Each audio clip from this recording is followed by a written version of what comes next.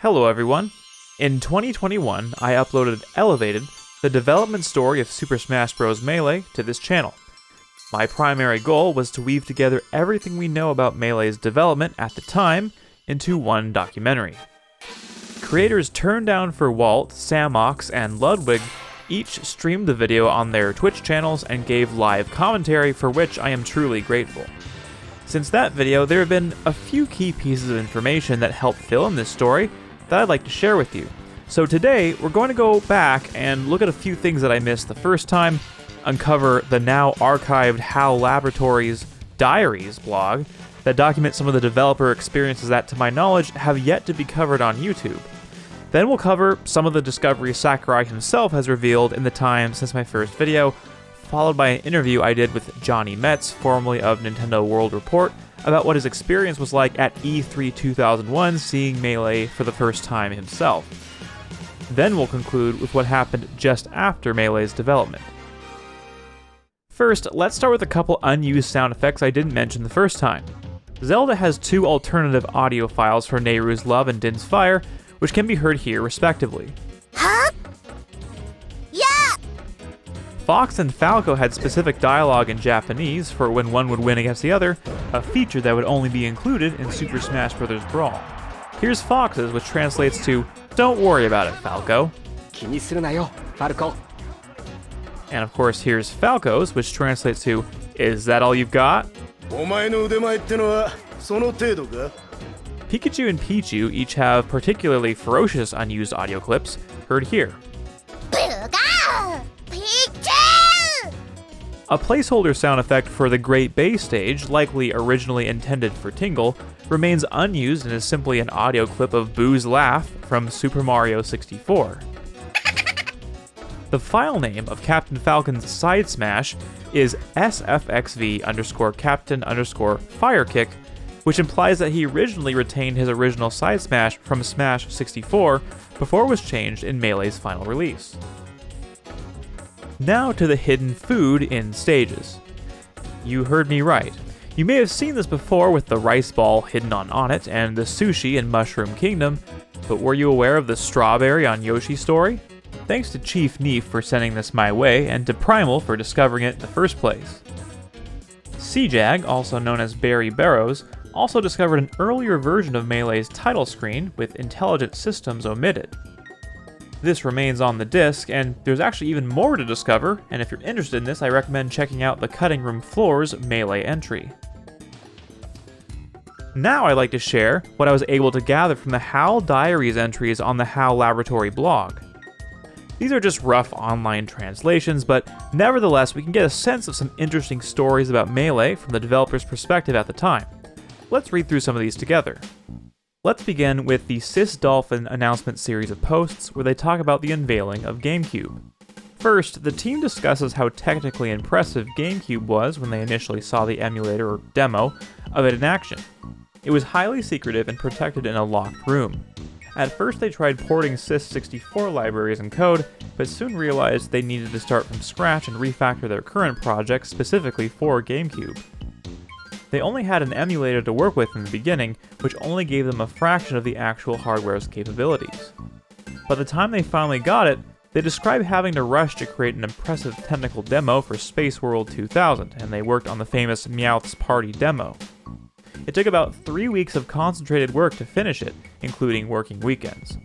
They completed it just 3 days before the event. They go into more detail about this, but I wanted to read just this section from it. Following Space World, we continued to refine Sis Dolphin. Matsuda took the primary responsibility for the game engine component. By around September 2000, it was functioning in a form close to its final version, so we provided it to the Super Smash Bros. Melee development team, who was working on the game at the time. We made improvements based on their feedback.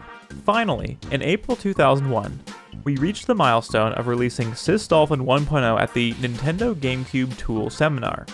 The seminar response was very positive, and now Sis Dolphin is widely available to many GameCube developers through Nintendo. So with that context in mind, we know the Melee team got actual kits in September 2000. It also makes sense why the Meowth trophy in the production version of the game is the way that it is with the rigging still intact. Now I'd like to read some select entries and excerpts from the HAL Diaries. May 16, 2001, E3 Business Trip. From May 17th to 19th local time, the world's largest game show, the Electronic Entertainment Expo, commonly known as E3, will be held in Los Angeles, United States. Every year, a few members from HAL Laboratory go to observe, and this year 12 of us, including myself, will be attending. Obakane. The E3 team returned safely on the night of the 22nd. The highlight of this year's E3 was undoubtedly Super Smash Bros. Melee, currently under development at HAL Laboratory. After maintaining silence for a long time, the game was finally unveiled in a big way at Nintendo's private show at the LA Theater on the eve of E3. It was received with enthusiastic cheers from the global press, game retailers, and developers who had gathered there. At the Nintendo booth in the E3 venue, numerous demo stations were set up, attracting large crowds continuously. It was incredibly gratifying to see our game being so well received. Although it was exhausting, I'm glad I got to attend E3. Obakane. E3 was packed with people.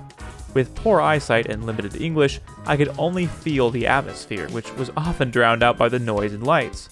In the midst of the crowd, the Nintendo booth stood out with many people playing Smash Bros. I was nervous about potential bugs, silently begging for leniency. Despite this, I realized the event was primarily for the industry. Misawa. The Nintendo booth was extremely crowded. The Smash Bros. Demo stations were swamped. The positive reactions exceeded my expectations, and it felt worth attending just to see that. Kagekina Kita. August 28, 2001. English translation of Super Smash Bros. Melee. Amidst the ongoing debates about globalization, the presence of Smash Bros. Stands firm. Fun is universal, and Smash Bros. Is developed across borders. Recently, two professionals traveling from an American port town, famous for Ichiro and the Great Demon God, to assist with English translation. Leslie. With piercing eyes and incredible concentration, Leslie identified and solved problems with sharp insights. Bill. Fluent in Japanese, and with a lightning-fast ability to switch languages in his mind, Bill handled the translation. They arrived with Typhoon number 11 and left with it, working like a storm. Interestingly, they were both more skilled with chopsticks than I, Tanagawa.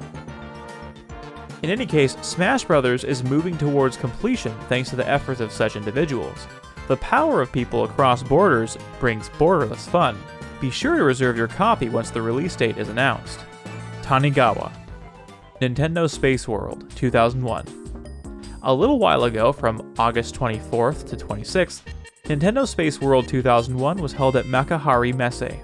This game show, hosted by Nintendo, featured 5 titles from HAL Laboratory. Here's a brief overview.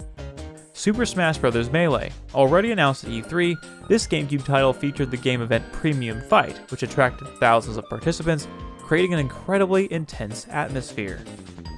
It's rare for us to have an opportunity to let users experience our in-development products, so events like this are invaluable to us. The high expectations and excitement from everyone were palpable and provided great motivation. We are committed to working together to further improve these titles and deliver them to you. Obakane. Super Smash Bros. Melee enters the Platinum Hall of Fame. As many of you already have seen, Super Smash Bros. Melee has been inducted into the Platinum Hall of Fame in the last week's issue of Weekly Famitsu. Receiving such an accolade is indeed gratifying. The game will be released in just a few days. Whether you play alone or battle with friends, it's going to be a lot of fun. Personally, I find it easier to play and more deeply engaging than the previous installment. I hope everyone will discover various ways to enjoy Super Smash Bros. Melee. November 21, 2001, Super Smash Bros. Melee will finally be released. November 22, 2001, Super Smash Bros. Melee release. This is Ichida from the PR and Advertising Department. The GameCube title Super Smash Bros. Melee is released today. Although the journey was long, my involvement as a PR person was relatively short compared to the development staff, so my struggles were minimal. Nevertheless, I am deeply moved by the release of this game. I've been reading the fan submissions on the Smash Bros. Dojo website. Many posts expressed excitement and impatience for the release. I hope everyone who got their hands on the game is enjoying it now. For those who haven't, don't worry, there's no rush to play it immediately. Anytime you play it is the perfect time. Enjoy Super Smash Bros. Melee not only during happy moments, but also to lift your spirits during tough times. May you have a long-lasting relationship with Melee. Next, we have an entire set of developer interviews dedicated to Melee. Check this out. Congratulations on the release of Super Smash Bros. Melee. First, can you share your thoughts on this project? Sakurai. This project started without knowing the exact release timing for the GameCube or when we could get the development kits. So we made the game plan flexible, allowing for changes based on the GameCube's development status. It was a challenging process in that regard. Kuraoka. Having a large team this time meant that we couldn't pay attention to every detail, which is a regret. Also, the dual language support for Japan and the US in one software title was unexpectedly challenging. Kobayashi. My honest thought is, no matter how tough it was, it eventually ended. We had a substantial workload, especially for graphics, and there were times I wondered if we would ever finish, but now that it's done, I feel incredibly relieved. Suzuki. In previous projects, I was also programming, but this time, I managed the programmers entirely. Coordinating a team of unique individuals with different strengths and personalities was quite a task. Ando. Before the release, hearing my music in the commercials and knowing that people nationwide were watching was incredibly moving. What was the main goal of this project? Sakurai. We needed the GameCube to sell well. While other companies were trying to create innovative games, we aimed to find the best way to make the GameCube succeed. I believed that broadening the GameCube's appeal was essential, so I chose Super Smash Bros. As the best option within my capabilities. How was developing for the new GameCube hardware different from previous projects? Ando. Previously, we composed music by programming it, but with the GameCube's DVD media, we could use recorded music like a regular CD. This allowed us to use a full orchestra or solo guitar, which was a significant change. However, transitioning from the constraints of programming music to the freedom of recording was challenging. You used an orchestra for parts this time, correct? Ando. Yes. Writing for an orchestra requires specialized knowledge. Unlike programming, where you can directly play a melody, real instruments have physical limitations, such as finger movement speed. Fortunately, a staff member in Tokyo, Sakurai, had extensive orchestral knowledge and experience, so I learned a lot from him.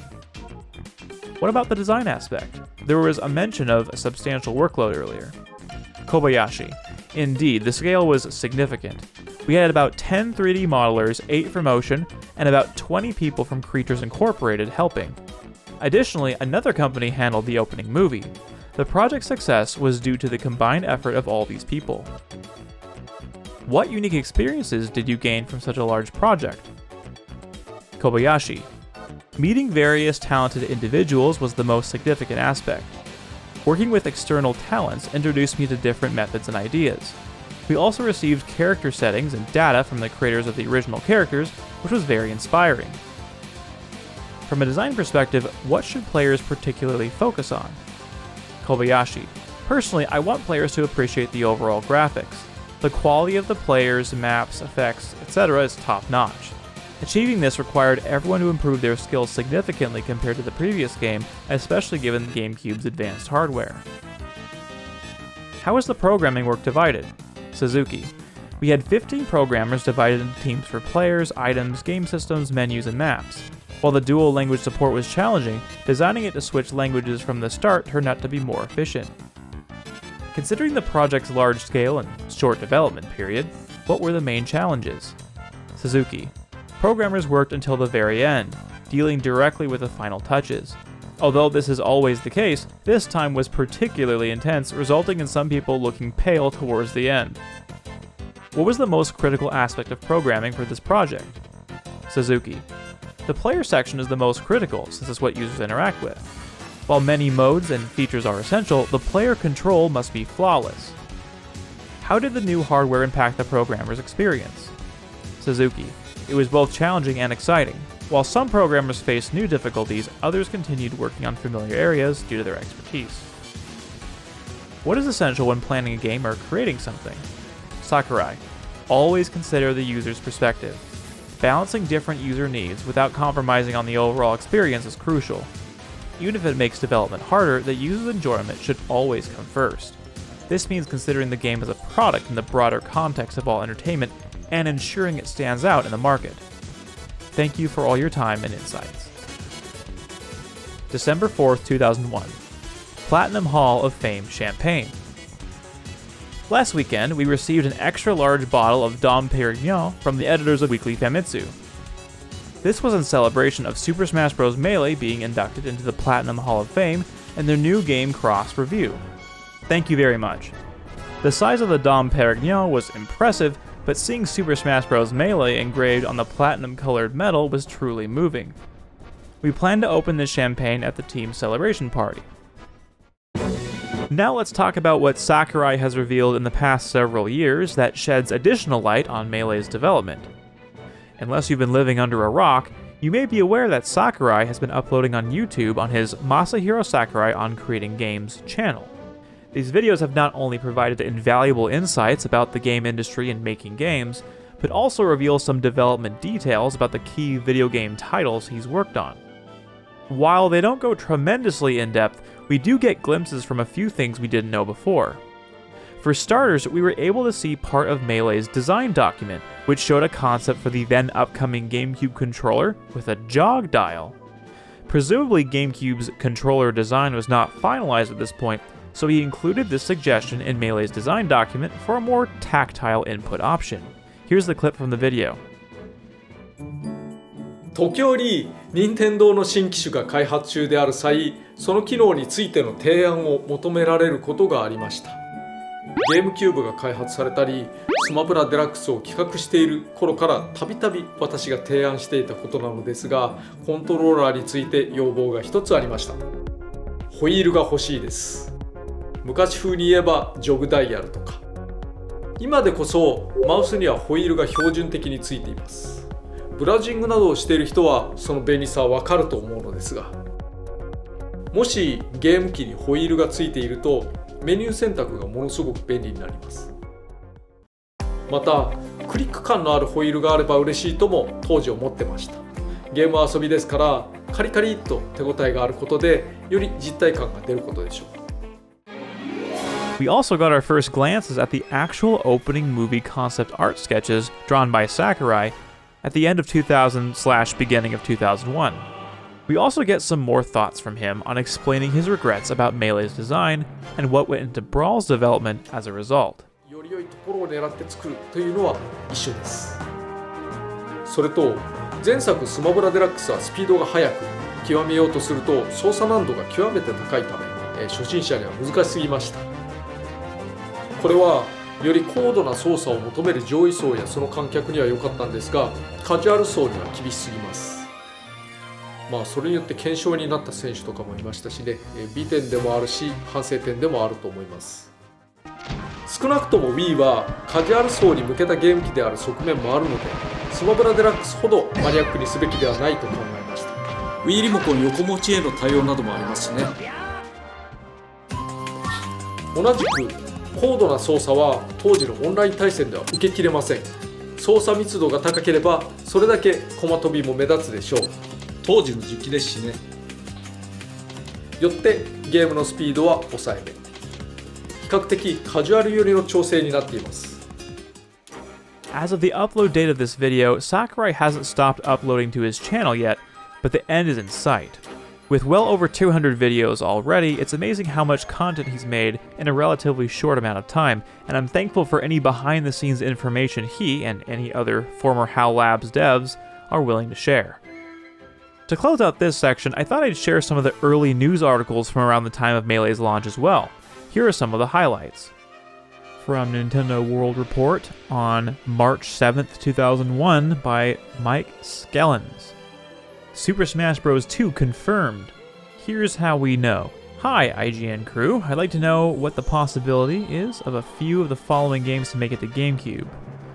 Smash Bros. Type game, but with characters outside of the Nintendo universe, like Mega Man, Sonic, Spider-Man, etc. Matt responds, a Super Smash Bros. Sequel is underway by HAL. I've heard nothing of a similar styled game, using such characters as Mega Man, Sonic, or Spider-Man though, and I wouldn't hold my breath for one like that if I were you. So that's it, Super Smash Bros. 2 is confirmed. Great day in the morning. Update. Sources close to Planet GameCube state that Nintendo is very interested in bringing the Smash Bros. Series to Game Boy Advance.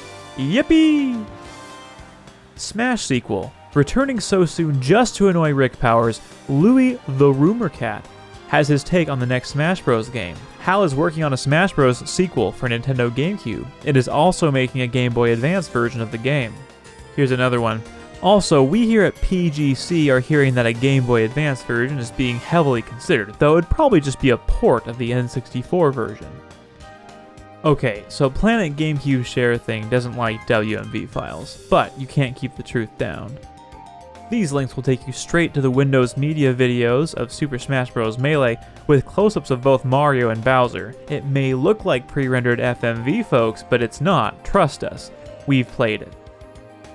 Ever since it was announced, hell, even before it was announced, people have been speculating on what characters would appear in the next Super Smash Bros. Game. Nintendo Box has a movie that reveals a large amount of characters. The movie shows the bio pages for said characters. It's still unknown as to whether or not they will be playable, but this certainly brightens our hopes. Sonic, Joanna Dark, playable in Smash Bros. Melee? Not quite. By Rick Powers, July 8, 2001. Magic Box seemingly uncovered more playable characters in Super Smash Bros. Melee, but something's fishy. Read on for the debunking. In addition to the news that Sonic and Joanna Dark will indeed be playable in Super Smash Bros. Melee on GameCube, there are several other interesting additions. Pit, Kid Icarus, is playable, as IGN Cube has surmised before. Other old-school favorites are back as well, including the Battletoads. Newer characters look to be included as well, as Mewtwo, Skull Kid from Zelda, Conker, and Banjo. While it is entirely possible that the screenshot at Magic Box has been doctored, note the missing picture for Battletoads, with all the already confirmed characters, there's little doubt that all these favorites will be playable when it comes to release. Still, no word yet on the hidden characters, as according to Magic Box, the list does not include hidden characters. Update, this pic is 100% fake, and this is in no way based on official information. Finally, here's an audio recording from Planet GameCube well before podcasts were a household name. This is a selection from Johnny Met's experience at E3 2001, some of which he was recording in real time, and some he recorded afterwards. Take a listen. Hey, this is Jonathan Metz for the third edition, I think it is, of our E3 audio diary, and wow, today has been incredible. We got there, I guess, about an hour and a half before it started, about an hour before they started seating us, and then they opened the floodgates and let everybody into the press conference room, and it was crazy. Everybody was pushing on each other. It was like a mob trying to get there. Well, Max hung back in the back so he could take video for our PGC E3 video. Pre-order yours today. But the rest of us, pretty much all of us, got pretty close to the front. And the most striking thing when you went in there, there's two video screens on the left and one on the left and the right with some speakers. In the middle of this is the stage, and right in the middle of the stage is a podium with a GameCube in it and a controller. The new controller, which as it turns out looks exactly like the IGN mock-up that they put up the other day. The B button is smaller and it's red, and it's a circle, and then the start button is this little tiny gray button. Other than that, it looks exactly the handles are longer than they showed at Space World, but they're not like really long. They're not as long as I think that clay mock-up that Fran made at IGN. It's like a compromise, and it looks really comfortable. So a lot of us were going up to the stage and taking pictures of that, and in kind of an interesting symbolic thing, but there was no glass over the GameCube. It was just sitting on top of the podium in like a little nest they had made for it. And it was just exposed, and they were making sure that people didn't get up on the stage and try to touch it or anything like that. But we got some really cool pictures of it, and it looks a lot smaller than I kind of imagined it, I guess. This is the first time I've actually seen one in person. The controller is like almost as big as the system, it looks like. And finally they started the show, and Peter Main comes out there and goes on about some sales figures and stuff like that everybody, nobody really wanted to hear. And finally, they brought out Miyamoto-san and started showing some video footage. And the stuff is incredible. first GameCube game that we saw, the first one that Nintendo's really admitted to with video, was Super Smash Bros. Melee, and it's jaw-dropping. It looks like CG graphics. It looks like PlayStation FMV, better in some ways, and it's so fast. The special effects are everywhere. I mean, it's just like a visual orgy. All these characters. I mean, the princess is in there. Bowser, Ice Climber from like the really old Nintendo, NES game. The only character that was noticeably absent was Luigi, and I can only figure he's a secret character,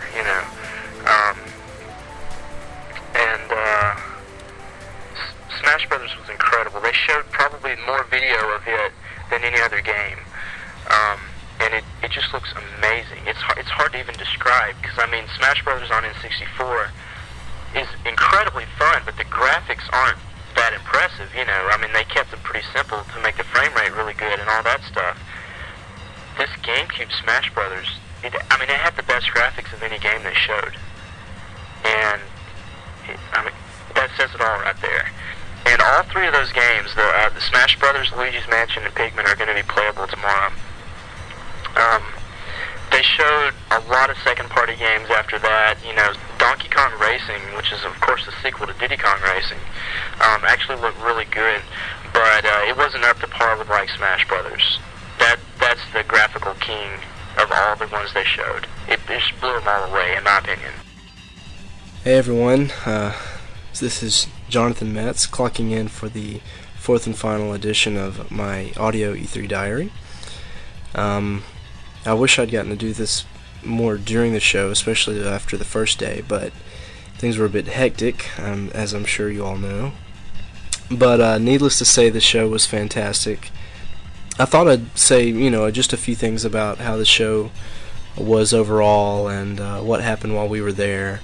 So as you can imagine, we were the first people there at the doors closest to the Nintendo booth. About 8:30, 9 o'clock, a lot of people started showing up, getting ready. By 9:30, there were probably getting on to about 1,000 people in the lobby waiting to get in, and we were at the very front. And all the stupidness and idiocy that you feel when you get there 3 hours early, being at the front starts to feel pretty good when you look back at 1,000 people in line behind you. By the time they actually opened the doors, we had about 10 people there at the front of the line, and Planet GameCube was the first to Nintendo's booth, or at least the first media. It turns out that when we got there, they'd been letting exhibitors in all morning long, which is normal, because exhibitors have to go set up their booths and get things running and get ready for the onslaught at 10 o'clock. And unfortunately, a lot of exhibitors apparently don't care much for their own booths, because there were quite a few of them in Nintendo's booth when we got in there. And even being literally the first at the door and running full blast all the way to Nintendo's booth, I still had to wait through two other people before I could play Smash Brothers, which is my first game. But that's how it goes. It wasn't a problem last year, but there are a lot more people this year and a lot more exhibitors. So, and even business people want to play GameCube, so they got to get their shot at it too. Nintendo's booth was absolutely the most crowded thing I've ever seen in my life. There were points where you literally just had to stand there for 5 minutes and wait for the crowd to die down before you could walk any further. The problem is that they would have, for instance, kiosks for Star Fox Adventures on one side, cameo elements of power on the other side. They'd be facing each other, and they'd be probably 10 or 15 feet apart, which seems like a pretty wide alley to walk through until you realize that people are stacked up 5 or 6 people deep in line to play these games. Then you basically, it's a matter of stepping on people's feet and saying excuse me or screw you, get out of my way an awful lot to get where you want to go. I'm not going to talk about the games that much. We're putting up impressions like Mad Men, and I've still got quite a few to do myself actually. and I'm just a lot more eloquent in writing than I am talking, so I don't think I can do justice to games just talking about them like this anyway. This is a very young Jonathan Metz from 2001, but I had the pleasure of actually speaking with him in 2024, so here's some excerpts from that interview. Thanks so much for chatting with a stranger. I know it's not your first foray in that. If you don't I have mind. some practice. Yeah, you do. You have some practice. I'd love to know a little bit more about you, so maybe give like a quick summary of who you are and what you've done in the past, and then we can kind of go from there. Oh, sure. Yeah. Hi, my name is Jonathan Metz, and I am an engineer by trade, but probably the reason you wanted to chat with me about this is that I wrote for and edited and helped manage a website called Nintendo World Report for about 15 years.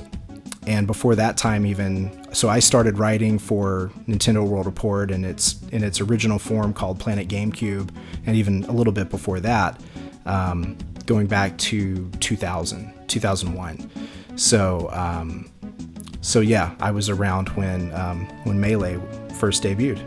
Nintendo World Report has been an invaluable resource, not just for like the sheer content on there, but the fact that a lot of the original posts from that era, when it was Planet GameCube, it has remained intact, largely untouched, and that's been just a surprisingly fun way to go back and just like kind of go into a time machine. It's fantastic. I'm so glad to hear that. It's one thing that I love about the website is its longevity and the staff's commitment to maintaining all that archival content, because it is like a snapshot in time, and at this point it's over a really long stretch of time. The site this year is 25 years old, and we have 99% of the content I think that was ever posted to it is still available, still searchable. It's up there with today's hottest headlines and the latest game reviews. You can go back and read all of the reviews we wrote for the GameCube launch in 2001, and even some stuff from earlier than that. So yeah, I love that that's available, and that some people find it useful or interesting. I have fun just going back and browsing through that old stuff, Yeah, if only the other websites you link to were just as committed as you guys, right? Well, it's frozen that way, and I do think we're a relic of the old internet, and like sort of a living tribute to that whole legacy. And yet they're still posting new stuff every day, reviews, videos, podcasts, all kinds of articles all the time. And that's so exciting. And I love to, now I've been retired from the site for almost a decade. And I love that it's still going on. It's developing its own personality. It's becoming a new thing for a new generation of people, and made by a new generation of all volunteers. And it's a wonderful thing. How did you end up being chosen to go to E3 2001, or was it another process where you kind of signed up again? I know that in 2001, we took an enormous team of people. We tried to spread everything as much as we could to everybody, anybody doing anything for the site, because everybody volunteered. So we tried to make sure everybody felt like they were included and got some kind of benefit for all the work they were doing. And for E3, it was like, hey, if you want to come, sign up. We'll make it work. And at the time, part of what helped was that we were extremely popular. The site had an enormous traffic profile for the time, for the conditions. It was competitive with sites like IGN and GameSpot. Probably trailing far behind those sites, but like it was in the tier. It was kind of in the conversation with sites like that. And that certainly was not true within a few years later, so I don't want to make it out like the site's always been this juggernaut, but this was a very particular moment in time back in 2001 where we had a site called Planet GameCube that had been called that since the day the GameCube's name was announced. And it was already an established site from before that. So we had updated Planet in 2000 to become Planet GameCube, and Planet GameCube was one of the biggest sites for GameCube information several months, maybe even more than a year before the GameCube actually came out. So in the E3 2001, Planet GameCube was in its prime. It was still a fairly new site, but it was more mature than a lot of our competitors, and we had a very passionate audience, and we were putting up very hot updates literally 7 days a week all year round. So it was a very vibrant community, and we had a lot of access at an event like E3 where the GameCube was being shown for the first time, really. I'd love to hear a bit about you talk a little bit about your experience there, and I'd love to learn whatever you can remember from that initial day. What do you remember from that day, and what do you remember about Nintendo and Smash Brothers Melee? Gosh, we were really stoked about all the games they announced. As I recall, a lot of them, including Smash Brothers, a lot of them really, we didn't get much information on them the day of the press conference. They were shown in a trailer or they were shown in a montage, and there was no one necessarily on stage introducing this game, telling you the features, telling you when it's coming out, telling you who's making it. That, in a lot of cases, even for really big games, Nintendo would just sort of show a 15-second video, and then the rest of it is, well, you're going to have to play it for yourself because it's on the floor. And so that's kind of my memory of Smash Brothers, is like, I don't think we broke down the footage second by second and poured over every detail and tried to figure out, what are all these new items and what are these different levels? How are they going to play? We didn't have time to go into that level of detail on every trailer. I mean, it was a big deal for us just to get the B-roll. To get the B-roll on a VHS versus a beta back then, you had to ask specifically for a VHS. This is before DVDs, in 2001. Most people didn't have a DVD player. So we would get the B-roll from the press conference, and that's a lot of additional footage that wasn't actually shown at the event. This is stuff you can splice into a news broadcast where you're trying to show some of the hottest games that appeared at this week's E3. But for us, it's just a treasure trove of extended, uncut video clips from all these games. And this was before video distribution online. So to have this tape and be able to watch all this additional footage of the games that had been announced just a couple hours earlier at the press conference. And most people, even people who attended the press conference, had only seen a few seconds of video. So to have the B-roll and to get to put that in your hotel TV and have a hotel room of 20 people packed in trying to watch it, that is thrilling. That is really exciting stuff. And we're not having a structured conversation and picking apart what we're looking at. It's more it's just people shouting and cheering and arguing the entire time, and a lot of, shh, shh, shh. They're showing Zelda now or whatever. They probably weren't showing Zelda that year. No, not in 2001. But anyway, it was just really exciting. And then it was hey, we've been writing all day. We've been trying to get these news stories out. We're gonna get food delivered to the hotel to make sure everybody eats something for dinner, because it's very easy to skip meals when you're working as hard as we were. And then, hey, let's everybody, please. I know you want to stay up and talk with your friends and chat online and think about and dream about all the things that we're gonna do tomorrow, but actually you gotta sleep. You really, really, really need to get sleep, because tomorrow is another 20-hour day. So it just felt like the next day came so fast. You weren't even ready for it before it's time to get up and go out there and actually play all these things. Yeah, that was an amazing recap. I mean, I'm getting excited just hearing you talk about it. I can't imagine going, rushing to a hotel room with legs that I'm sure were sore and everyone was tired, but there was probably so much excitement and just whooping and hollering at the sheer spectacle that was the B-roll in the hotel room. That sounds and so cool. Critically, David, I was a teenager, so my body couldn't really take all of this, but it managed to soldier on anyway. And now, if I did this, I'd have to go see a doctor before I could be cleared to go back to the show the next day. So that was day 0. I'd love to know a bit more about day 1. What was I remember from your recording, you talk about how, you were the first in line, but it didn't matter because other folks from other booths were already playing the game before you were able to. It's a very deflating moment, very funny in retrospect.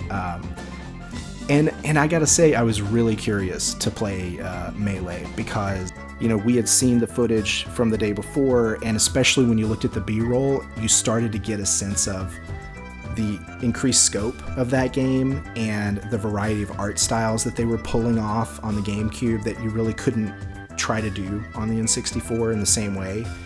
And you get a sense of just how many items they've added, how many characters and levels they've added, how much more complicated all these combinations could become in a game like that when you build on it from what they started on N64. So I was very fascinated by the idea of a sequel to that game and what they were doing with it. And my first thoughts as I approached that demo kiosk were that the game looked absolutely incredible. The graphics on Melee were so surprising to me. I think there were 15 or 20 playable GameCube titles that E3 over Nintendo's booth. I mean, they had a pretty decent launch lineup, I think, and a lot of post-launch stuff. And Melee, I wouldn't have guessed from that N64 game, I would not have guessed Melee to end up being a graphical showcase on the next system. But they pulled off something with the image quality on that game, and I think it's the texture detail. I remember one of the first memories I have of seeing Melee up close at that demo was that someone had paused the game and was spinning the camera around and zooming in on Mario's overalls, and you could see the stitching in his overalls and the buttons on it. And I remember thinking, that is such a weird detail to include, a weird level of detail to have in a game where the camera is zoomed out and you're trying to look at the whole stage at once, and his character is going to be really small over there in the corner of the screen. And I didn't understand at the time how much this sort of photo mode where you could pause the game and pan around, how important that would become, and how much the presentation of Smash Brothers would revolve around views and perspectives on the action that aren't really possible while you're playing the game. I really did feel that Melee looked crisper than the other GameCube titles there. It ran smoother, it ran faster. The whole game just plays faster than something like Luigi's Mansion, so it's immediately more exciting. And the variety of characters was already at that time better than what we'd seen in the previous game. And of course there were tons of secret ones that would have to wait to be broken on Planet GameCube several months later, a couple weeks before the game launched, and pissing off a lot of fans around the world and Nintendo. Yeah. Back to your original experience of, the person, you had to wait 5 minutes even though you were first in line, but then you got to play it and you said the graphics really stuck out to you, the art design.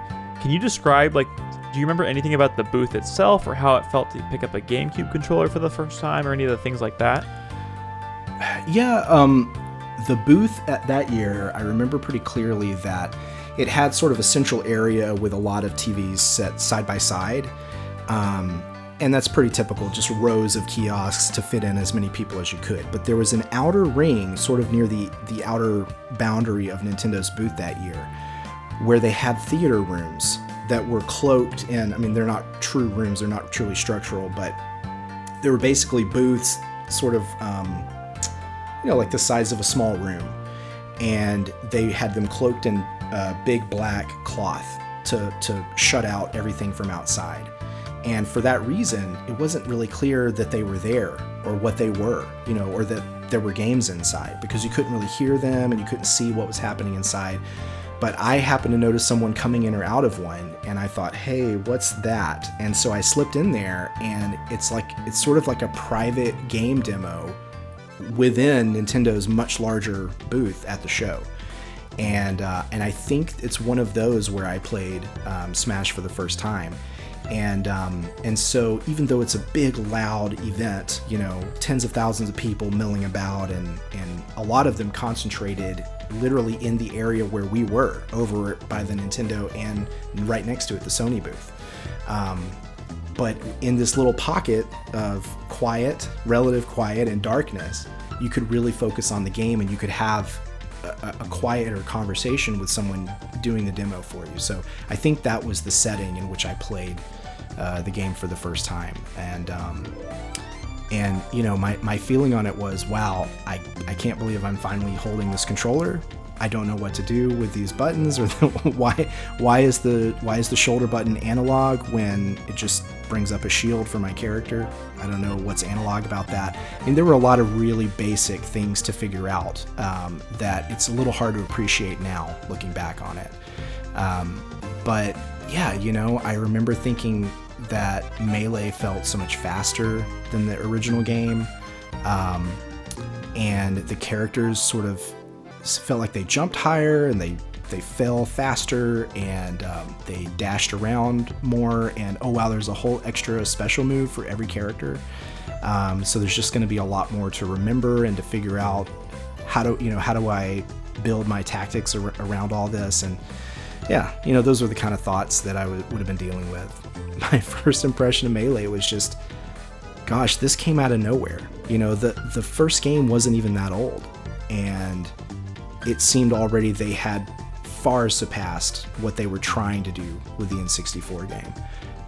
And that was evident even from the demo. I still think it's one of the greatest E3 demos I ever played, because it really it captured the fun of that game and the odd feel of that game, and the sort of, again, like a very impressive presentation and attention to detail. All of that's captured in that E3 demo, which ended up being just a very small slice of the total content. But the way I feel about Smash now, the things I like about it, I recognized from the very first time I picked up the controller and played it. And that's a good demo. That is hard to do. Yeah. And by the way, anyone listening or you, if you have a copy of this demo, please contact me. It would have been definitely distinct from the one they took around public at the Cube Clubs, because that was probably September, October of that year.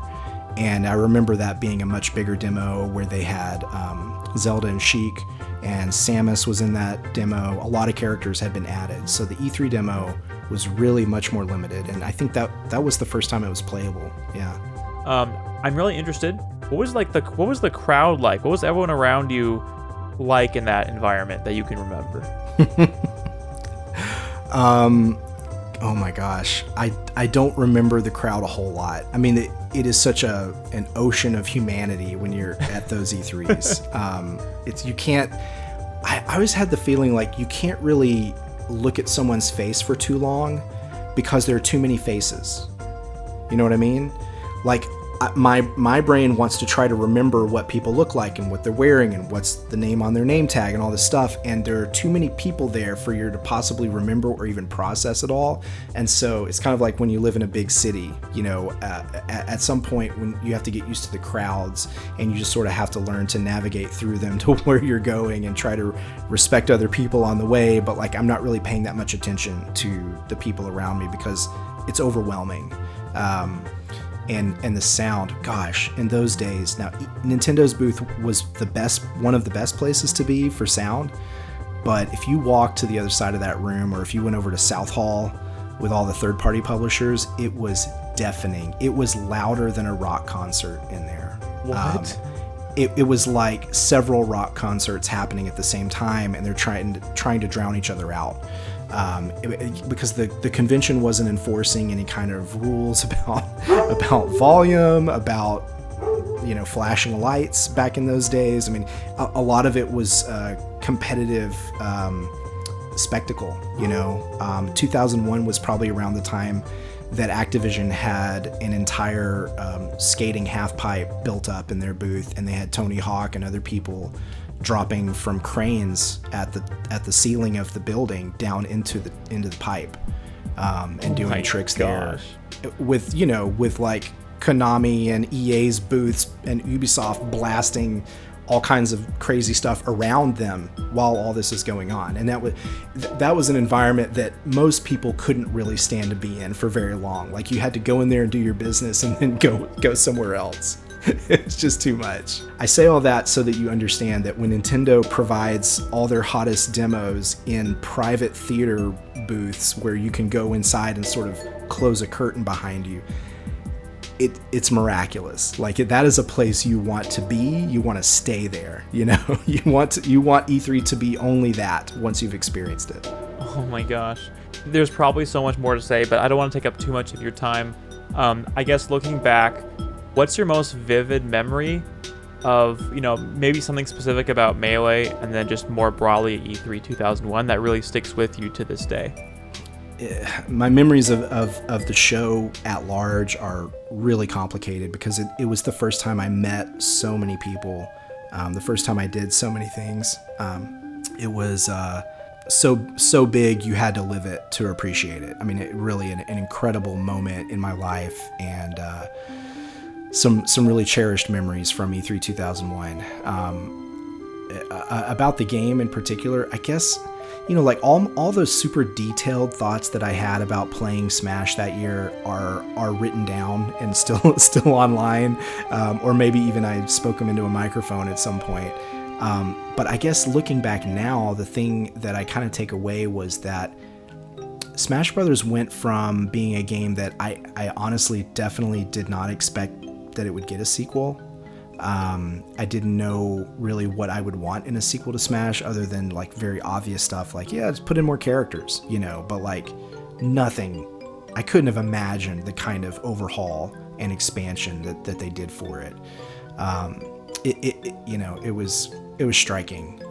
It's kind of like if you went from Brawl to Ultimate, directly to Ultimate.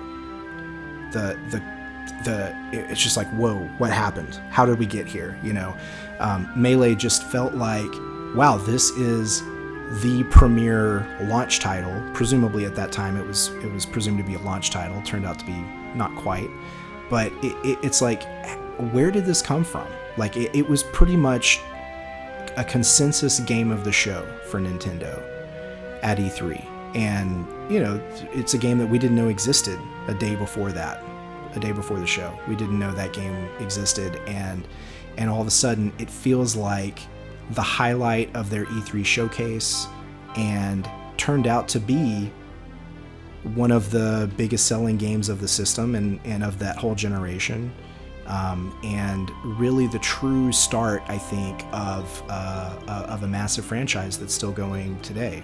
Yeah, it was wild to go home from E3 obsessing over Smash and replaying the Smash demo in my head. That's not something I would have predicted. That's so cool. Also, other last question. What happened to your southern accent? You know, I moved around the country. I lived with people from other parts of the country and other parts of the world, and it just melted away over time. And it comes back a lot when I'm around family, or when I go back to Alabama. Definitely, it comes out. And all I can tell you is I'm not in charge of it. Yeah, we just need some kind of evidence that you and the person from 23 years ago we hear at an E3 account are the same person. You know, that's all I'm saying. I mean, it's the same person plus a whole lot of living. We'll take your word for it. Johnny, thank you so much for chatting with me, and it was just really fun to hear you talk about that. Yeah, no problem. Yeah, it's been a pleasure speaking with you. All right, Johnny, take it easy. Yeah, you too. If you'd like to listen to the entire interview, I have it on my bonus channel linked in the description below. It was an absolute pleasure talking to Jonathan, and if you're down for some core nostalgia, I definitely recommend checking it out. Something that would greatly improve our research is getting a copy of the E3 2001 Melee demo disc. If anyone knows anyone who might have a copy of this, please reach out to me. I would absolutely love to cover it in a video. This now brings us to the period just after Melee's release. Let's start with a few more diary entries from the Hal Labs website. July 19, 2002, Tokyo Game Lounge. Our director, Sakurai, appeared on the show Tokyo Game Lounge with Tetsuya Mizuguchi and Hisakazu Hirabayashi on radio. The discussion started with the concept behind the creation of Kirby, touching on the ideas and feelings that went into it. Then it delved into the development of Super Smash Bros. From its inception to completion, guided by game analyst Hirabayashi and UGA's Mizuguchi. They also covered general topics about game design, offered insights that you don't usually hear. It's a must-listen for aspiring game creators and industry professionals alike. August 28, 2002, Super Smash Bros. Melee Orchestra Concert. Hello, I'm Sakurai from the sound team. This is my first time writing for the staff diary. I haven't kept a diary in decades, so I'm quite nervous. Yesterday, we successfully held the Super Smash Bros. Orchestra Concert. It might sound self-serving, but it was incredible. Under the passionate director of conductor Taizo Takamoto, the orchestra delivered an intense performance that resonated even backstage. It gave me goosebumps. I genuinely believed it was an outstanding performance. Sakurai, our host, even remarked it was a once-in-a-lifetime performance, a sentiment I wholeheartedly agree with. Between the afternoon and evening sessions, Nintendo's Mr. Kondo and Mr. Todaka visited our dressing room, providing a valuable and enjoyable time. We rarely have the opportunity to interact with sound professionals from other companies, so it was a delightful experience. This concert was made possible thanks to the cumulative efforts of many people, especially Nintendo's Mr. Kondo and Mr. Todaka, whose iconic works provided the foundation. Without Mario's music, for instance, this concert wouldn't have been possible. Since yesterday, I've received many thank you emails from guests, staff, and orchestra members. They all mentioned how impressed they were with the hospitality of HAL Laboratory staff. Our team dressed sharply in suits and greeted the guests warmly at the entrance, which made a great impression. I was particularly surprised and pleased to hear similar feedback from backstage. Hosting this concert made us happy, pleased our audience, and delighted the participants and organizers. It was an ideal outcome, and I hope we can hold such an event again in the future. To everyone who attended, thank you, and to the sound staff, great job, Maru. Takamoto Taizo posted in 2018, reminiscing about this experience at the concert. Here's what he said. In February 2002, we held the Final Fantasy concert, followed by the Super Smash Bros. Melee concert in August. This marked the beginning of my journey in game music concerts. 16 years have passed since then, with Super Mario and Zelda concerts following in subsequent years. This year, I am committed to staying true to my roots, enjoying the process, and giving it my all. This was a smaller find, but I recently noticed Peach's portrait in the beginning of Mario and Luigi Superstar Saga on Game Boy Advance has a striking resemblance to her portrait in Melee. I haven't seen any other examples of Melee portraits reused in other games like this, so I wanted to call it out. Something else fairly obscure but interesting is that the showcase for the early version of Mario Kart Double Dash uses placeholder carts and Mario and Luigi models, which happen to be the Mario and Luigi models directly from Melee. As stated in an Iwata Asks interview, Melee was nearly ported as is to Wii with no character balance changes and with the addition of online play. This would have been Nintendo's backup plan had Sakurai not agreed to make a sequel title. 2005年の E3 Wii の発表の次の日、岩田社長直々に Wii 版スマブラの制作オファーを受けました。この辺りやチームの組閣は長くなりそうなので別途まとめようと思いますが、一つだけ触れると、フリーになった私がこの仕事を受けなかったらスマブラデラックスの26体のファイターには全く手をつけず、そのまま Wii で出されていたかもしれません。かつて岩田さんがそのように語っています。To make Brawl's proposal document, Sakurai used Melee screenshots as placeholders to illustrate his vision for the next game. Here you can see Melee Mario on Yoshi's story, with some effects drawn on to illustrate a final smash, clearly something he's had in mind since the beginning of the series. In a talk Sakurai gave at GDC 2008, he talked a bit about the difference between Melee and Brawl's art style. Take a listen. Now, something that's more difficult than just creating character graphics was making sure all the characters felt the same. While the Wii is not a high-definition console, you still run into a stylistic gap when increasing the detail with which you represent different types of characters from different series. For example, I think you're familiar with Bugs Bunny. So if we had Bugs Bunny fighting against a photorealistic character, the result would be unnatural and visually disruptive. So how do we go about closing that gap? That's what I'd like to talk about next. Colors from Smash Bros. Melee look something like this. And now I say something like this because it's not an actual screenshot, but just something to represent what the colors look like in the game. To deal with the problem of a unified character feel in the last Smash Bros., we added accents like the feel of denim, etc., but we didn't have the same flexibility with colors. They were clearly defined. Mario's red is red and Green's Link was green. Now, for this game, the image, this is what we were looking for. So, this image we put together to illustrate what we're aiming for is made up by adjusting a lot of things through the extensive use of intermediate colors, strengthening of textures, focusing on light sources, etc. We tried to reduce the sensation of things not fitting together by unifying the feel of the materials. As you can see here, on the left here is the official Mario, and on the right is the Smash Brothers version of Mario. The overalls of the official Mario are cobalt blue, and the small details have been reduced. It's not like a cartoon, let's say, but again, the details have been reduced. Now, of course, this is a great model, and Nintendo requires a strict observance of this design. However, for us, they allowed us to add details, and that's where we came up with the Super Smash Bros. Mario, shown here on the right. Here's a close-up of Mario's midsection. Look closely, and you can see scuffs and scrapes in the materials of his overalls. This isn't because we wanted simply to add realism, but because we thought it was natural. And so when we put the characters side by side, we wanted them all to feel like they belong together. I'd like to stress that it's not the additional graphic power of the Wii, but the improvement in staff ability that enabled us to carry out more detailed presentations this time around.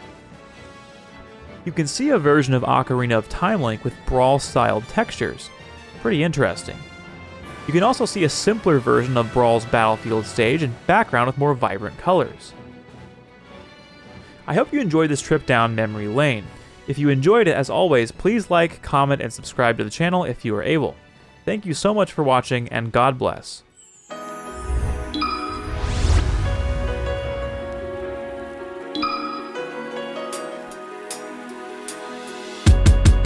Let's just place a match.